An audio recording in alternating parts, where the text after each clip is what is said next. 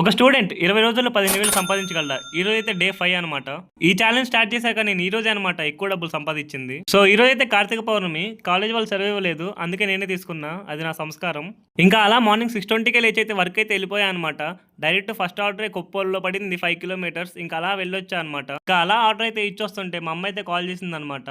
ఎందుకు ఇవన్నీ చేస్తున్నావు? ఒక్క కొడుకువేగా, మేమేం పెట్టలేదా నీకు? అందరి చేత మాటలు పడాలా అది ఇది అని చెప్పి అన్నది. మా అమ్మకైతే నేను ఒకటే మాట చెప్పగలను, అందరిలాగా పేరెంట్స్ డబ్బులతోని గాలికైతే తిరగట్లేదు మరి నేనైతే. నా ఓన్గా నేను సంపాదించుకుంటున్నా. ఈ విషయంలో నువ్వు ఇంకా నా మీద గర్వపడాలి.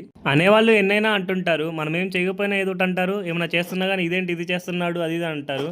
బట్ వాళ్ళని పట్టించుకోకుండా మనకు నచ్చింది మనం చేసుకుని వెళ్ళడమే. ఇంకా అలా మార్నింగ్ 6 నుంచి ఆఫ్టర్నూన్ 2:20 దాకా అయితే నాన్ స్టాప్ ఆర్డర్ చేసి రూమ్కి వెళ్ళిపోయా. ఇక మళ్ళీ ఈవినింగ్ అయితే స్టార్ట్ చేశాను అనమాట.